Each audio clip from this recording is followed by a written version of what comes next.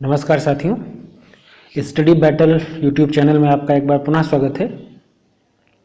तो जैसा कि आपको पता है, पिछले वीडियो में हमने जो कंप्यूटर से रिलेटेड बहुत इंपॉर्टेंट क्वेश्चंस थे डीएलएड थर्ड सेमेस्टर के पॉइंट ऑफ व्यू से, वो हमने डिस्कस किए थे। और कंप्यूटर के क्वेश्चंस में हमने जो प्रीवियस ईयर क्वेश्चन पेपर में पूछे गए क्वेश्चंस थे उसको भी डिस्कस किया था, प्लस जो संभावित या जो और उसी टॉपिक से रिलेटेड आपको मैंने पहले भी बताया था कि जो कंप्यूटर के सिलेबस है, कंप्यूटर के सिलेबस में जो टॉपिक्स हैं वो इंफॉर्मेशन एंड कम्युनिकेशन टेक्नोलॉजी से रिलेटेड हैं। सूचना एवं संचार प्रौद्योगिकी से रिलेटेड क्वेश्चंस आपके सिलेबस में हैं थर्ड सेमेस्टर में। हमने उन क्वेश्चंस को डिस्कस किया था। उसी सीरीज में अभी कंप्यूटर का एक वीडियो आपको और मिलेगा आज शाम को दोपहर 3 बजे के आसपास आपको वो कंप्यूटर मिल जाएगा शाम को। ओके, तो आप उस वीडियो को भी देखिएगा। उसी के साथ साथ में हम सामाजिक अध्ययन का जो पेपर है उसको भी करेंगे, ठीक है ना। सामाजिक अध्ययन के पेपर में आपको पता होगा कि 50 नंबर का पेपर होता है, जिसमें 25 नंबर आपको पास होने के लिए चाहिए एंड 50 में से 12 क्वेश्चन ऐसे होते हैं जो आपके बहुविकल्पी टाइप के होते हैं, मींस एमसीक्यू टाइप के होते हैं।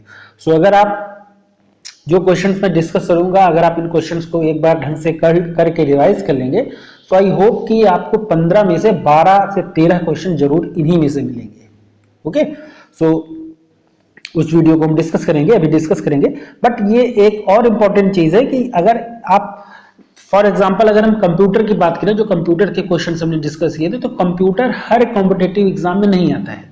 ओके, स्पेसिफिक जहां पे कंप्यूटर का नॉलेज बहुत इंपॉर्टेंट होता है, जिस भी डिपार्टमेंट का पेपर दे रहे हो या जिस भी बोर्ड का पेपर दे रहे हो, वहां के लिए वो रिक्वायर्ड एक डिजायर्ड क्वालिफिकेशन के तौर पे वो पेपर लिया जाता है। ओके, जनरल स्टडीज के हर जितने भी एग्जाम जनरल स्टडीज के होते हैं उसमें सब में कंप्यूटर नहीं आती है। बट ये जो आज हम सामाजिक अध्ययन का डिस्कस करेंगे, सोशल स्टडीज या सोशल स्टडीज का पेपर जो आपके कॉम्पिटिटिव एग्जाम्स में है वो जनरल स्टडीज के नाम से आता है, सामाजिक अध्ययन से। ओके, आप इन क्वेश्चंस को केवल इस तरह से मत देखिए कि ये डीएलएड थर्ड सेमेस्टर के क्वेश्चन है।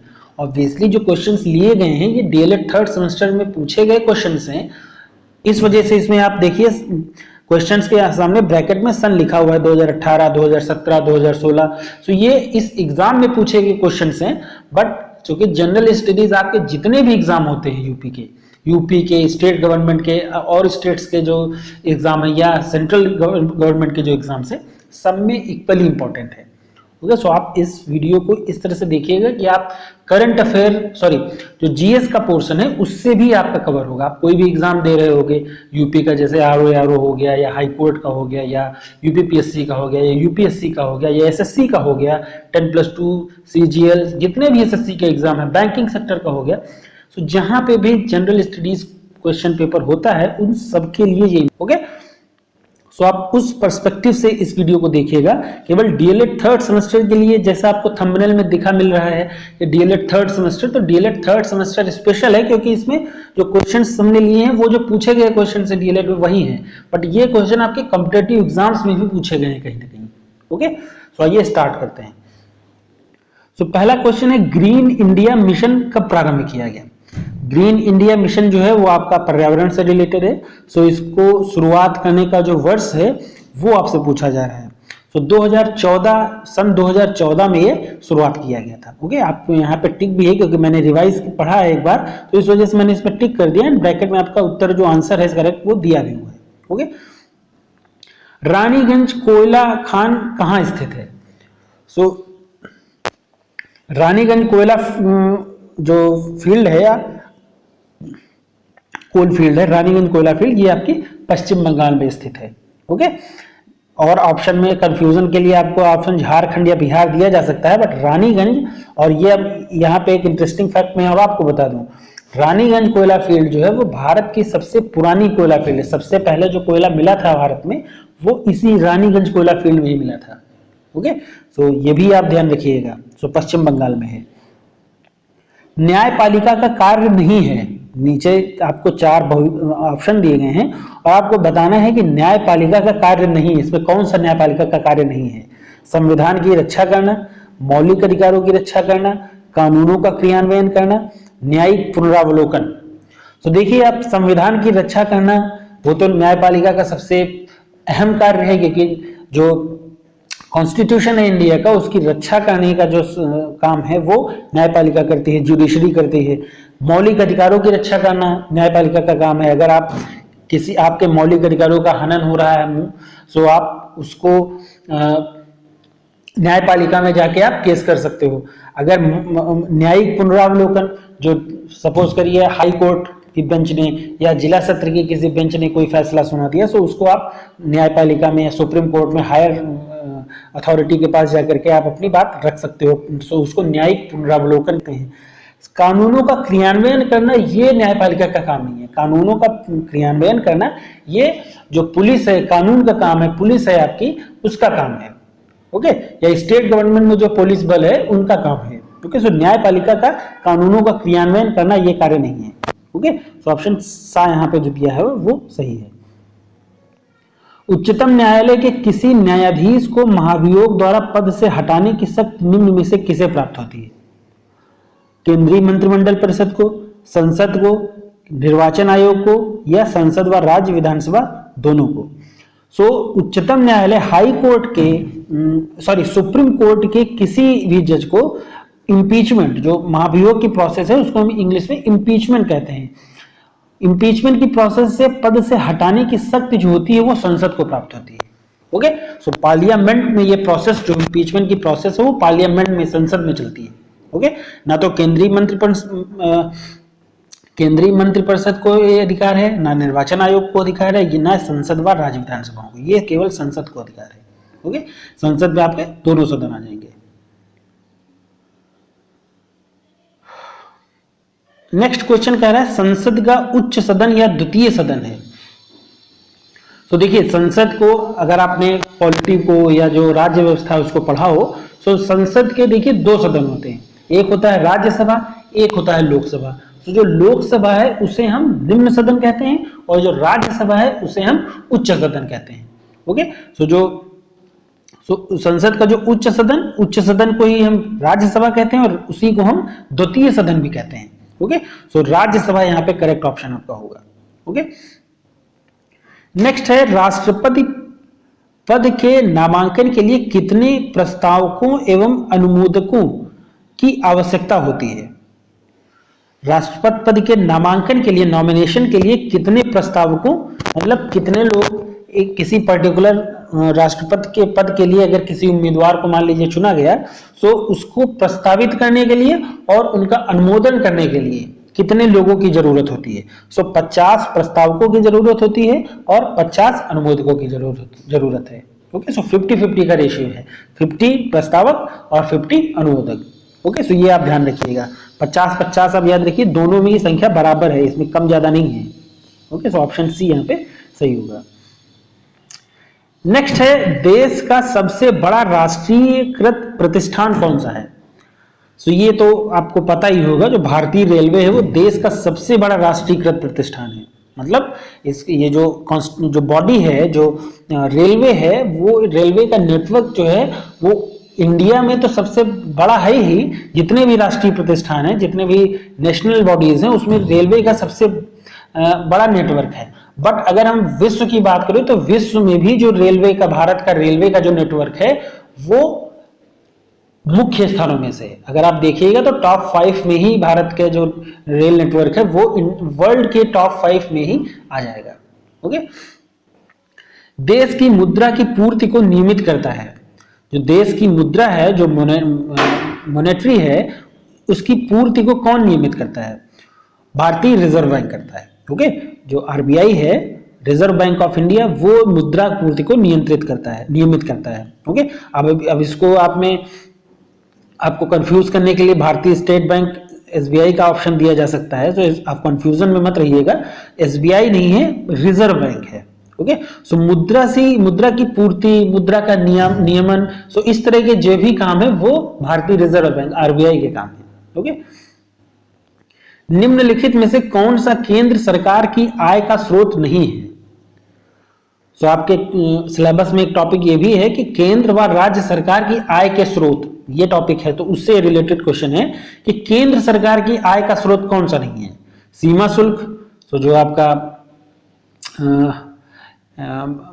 सीमा शुल्क हो गया आपका, आयकर हो गया, इनकम टैक्स हो गया, केंद्रीय उत्पाद शुल्क जो सेंट्रल प्रोडक्शन फी है वो, भू राजस्व।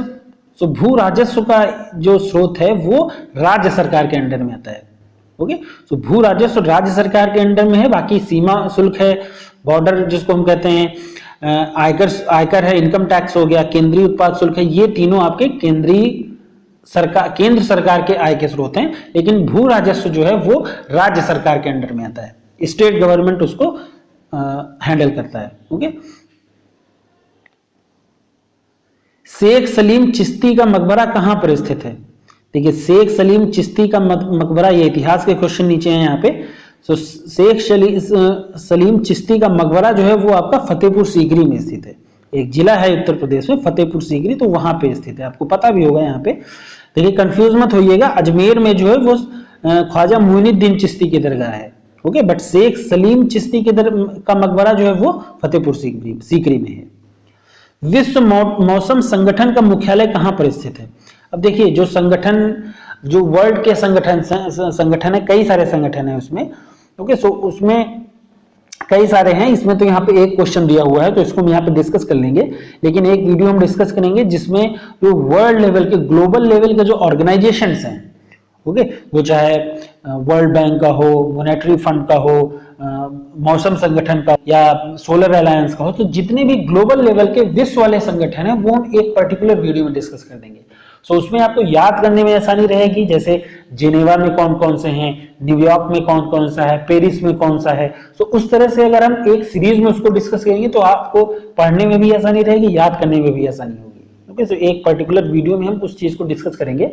बट ये क्वेश्चन जब आपके हो जाएंगे, मतलब डीएलएड के एग्जाम में जो क्वेश्चन आए हुए हैं उनको जब हम कर लेंगे, उसके बाद हम जीएस वाले पोर्शन पे चलेंगे, क्योंकि आपके और भी जो स्टेट गवर्नमेंट के एग्जाम है या सेंट्रल लेवल के एग्जाम है जहाँ पे जनरल स्टडीज होती है, तो जनरल स्टडीज वाली वीडियो जो हम डिस्कस करेंगे, सो इसको हम वहां पे डिटेल में कर लेंगे। ओके, लेकिन आप यहाँ पे क्वेश्चन पर जो कि पर्टिकुलरली आया हुआ है, देखिए 2017 सेकंड का मतलब हुआ कि जहाँ पे सेकंड लिखा हुआ तो इसका मतलब है कि दोबारा एग्जाम उसका हुआ होगा। ओके, सो विश्व मौसम संगठन का मुख्यालय जो है वो जेनेवा में है। ओके, धुरी राष्ट्रों का नेतृत्व किसने किया? जो धुरी राष्ट्रों का नेतृत्व है वो जर्मनी ने किया था। ओके, भारत में जो हरित क्रांति की शुरुआत है वो कब हुई थी? सो हरित क्रांति की शुरुआत भारत में वो 1966 के बीच में हुई, 1966 से 67 के बीच में हुई। ओके, और जो भारतीय हरित क्रांति के जनक कहे जाते हैं वो एमएस स्वामीनाथन को भारतीय हरित क्रांति का जनक कहा जाता है। ओके, आपका सन भी पूछा जा सकता है आपसे और नाम भी पूछा जा सकता है। ओके, सो आप इन सब चीजों को नोट डाउन करते चलिए जो इंपॉर्टेंट लगे आपको, या आप अगर रिवाइज कर सकते हैं तो आप बुक से रिवाइज कर लीजिए या किसी और भी स्टैंडर्ड बुक से आप कर लीजिएगा। विश्व का सबसे प्राचीन देश कौन सा है? विश्व का सबसे प्राचीन देश जापान है। ओके, कपास का रेशा पौधे के किस भाग से प्राप्त होता है?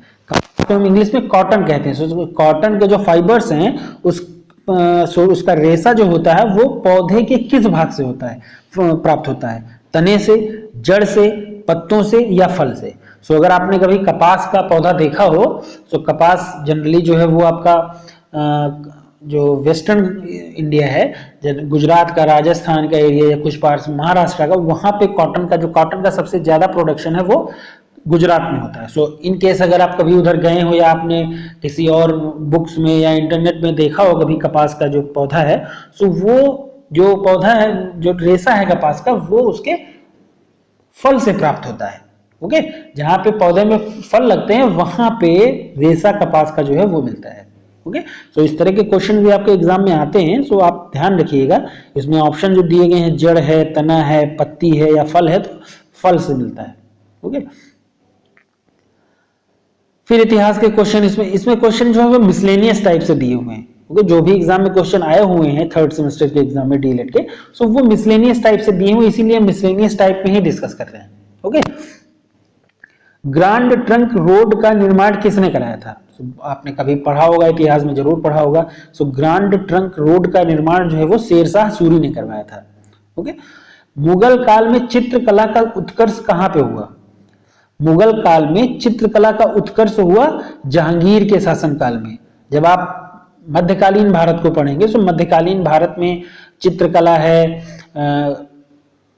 तो चित्रकला का जो उत्कर्ष हुआ वो जहांगीर के शासनकाल में हुआ। अब जब आप इतिहास पढ़ते हो तो उसमें प्रमुख कार्यों को पढ़ते हो, जितने भी शासक आए मुगल काल में, मुगल जैसे आप मुगल साम्राज्य पढ़ोगे मुगल एम्पायर में, तो वहां पे आप पढ़ोगे जहांगीर के बारे में, अकबर के बारे में, शाहजहां के बारे में, हुमायूं के बारे में, बाबर के बारे में। तो उनके जो प्रमुख कार्य हैं वहां से क्वेश्चन जनरली आपके एग्जाम में आता ही आता है।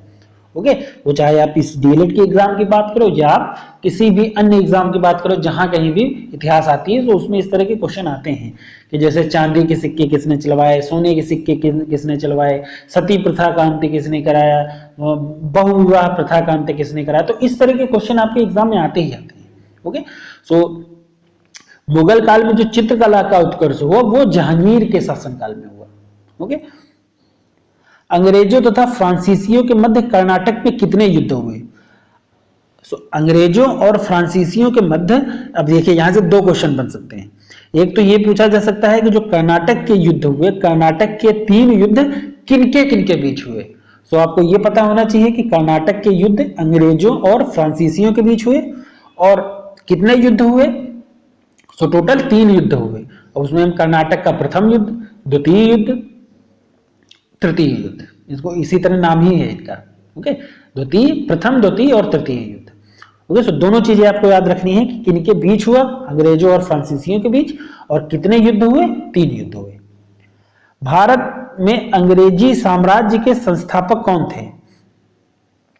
सो भारत में जो अंग्रेजी साम्राज्य के संस्थापक माने जाते हैं वो लॉर्ड क्लाइव माने जाते हैं। ओके, सो लॉर्ड क्लाइव को अंग्रेजी साम्राज्य के संस्थापक कहा जाता है। ओके, सबसे अधिक जनसंख्या घनत्व वाला द्वीप कौन सा है? सो ये भी आप महाद्वीप पूछ रहा, continent. World's most populated, densely populated continent कौन सा है, सबसे ज्यादा घनत्व वाला? सो आपको पता होगा एशिया महाद्वीप है। एशिया महाद्वीप का जो जनसंख्या घनत्व है वो हाईएस्ट है, सबसे ज्यादा है। शक्ति का गैर परंपरागत स्रोत कौन सा है? गैर परंपरागत का मतलब है जिसको एक होता है रिन्यूएबल और एक होता है non renewable. Okay, so non renewable का मतलब हुआ जिसको हम दोबारा यूज नहीं कर सकते, जैसे कोयला हुआ, पेट्रोलियम हुआ, खनिज हुआ, आपका प्राकृतिक गैस हुआ। सो ये आपके परंपरागत स्रोत हैं। Okay, conventional sources. और एक होते हैं non conventional sources. Non conventional sources का मतलब हुआ जिनको हम दोबारा इस्तेमाल में ला सकते हैं, जैसे सौर ऊर्जा हुई, पवन ऊर्जा हुई, जल शक्ति हुई। तो ये जो ऊर्जाएं हैं आपकी, ये सब गैर परंपरागत स्रोत हैं। बाकी खनिज तेल, प्राकृतिक गैस, कोयला, ये सब परंपरागत स्रोत है, ट्रेडिशनल सोर्सेज हैं। ओके, रेगुलेटिंग एक्ट कब पारित हुआ? अब देखिए इस तरह के क्वेश्चन आपके, देखिए जब आप इतिहास में पढ़ते हो, जब भी आपने कभी कभी इतिहास पढ़ा हो तो बहुत सारे एक्ट पास हुए। ओके, भारत सरकार अधिनियम जैसे पारित हुआ, इंडियन गवर्नमेंट एक्ट पारित हुए, रेगुलेटिंग एक्ट पारित हुए, चार्टर एक्ट पारित किए गए। सो इस तरह के कई सारे एक्ट हैं। सो वो भी हम एक वीडियो में अलग से डिस्कस करेंगे, क्योंकि उससे भी जनरली क्वेश्चन आपके एग्जाम में आता है, कंपटीशन में तो हमेशा ही आता है। ओके, लेकिन यहाँ पे रेगुलेटिंग एक्ट की केवल बात की जा रही है। तो रेगुलेटिंग एक्ट जो है वो 1773 में पारित हुआ। अब देखिए सन वाले क्वेश्चन ऐसे हैं कि सन वाले क्वेश्चन तो आपको याद ही करने पड़ेंगे। आप लिख के याद करिए, रिवाइज करके याद करिए, किसी ट्रिक के माध्यम से याद करिए, लेकिन आपको सन वाले क्वेश्चन तो याद करने ही पड़ेंगे क्योंकि ये बहुत कंफ्यूजिंग होते हैं। ओके, तो अगर आप अच्छे से याद नहीं करोगे तो आप मिस करोगे और ये बहुत स्कोरिंग होते हैं। देखिए आप अतिलघुत्री क्वेश्चन करके आओगे, अतिलघुत्री में हो सकता है आपका आधा नंबर कट भी जाए, लेकिन बहुविकल्पी का क्या है, अगर आपका सही है तो पूरा 1 उत्तर मिलेगा और गलत है तो पूरा 0 मिलेगा। ओके, सो अगर आप अच्छे से करके जाओगे, जितने इसमें दिए हुए हैं, जितने मैं डिस्कस कर रहा हूं, अगर आप इनको इतने ही क्वेश्चन कर लोगे, आए हुए प्लस जो और मैं डिस्कस करूंगा उनको अगर आप कर लोगे तो 15 में से आई होप कि 13 से 12-13 आप तो करके ही आओगे और 14-15 भी मिल सकते हैं।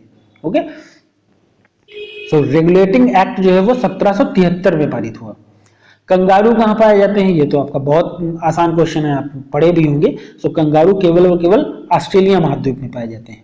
ओके, भारत पर प्रथम मुस्लिम आक्रमण कब हुआ? सो प्रथम मुस्लिम आक्रमण 712 ईस्वी में हुआ। ओके, कब हुआ, किसने किया, ये नहीं हम देखेंगे, ये बाद में देखेंगे। यहाँ पे केवल हम एमसीक्यू टाइप के डिस्कस कर रहे हैं, क्योंकि फिर वीडियो बहुत लंबा हो जाएगा अगर हम पूरा डिस्कस करने लगेंगे।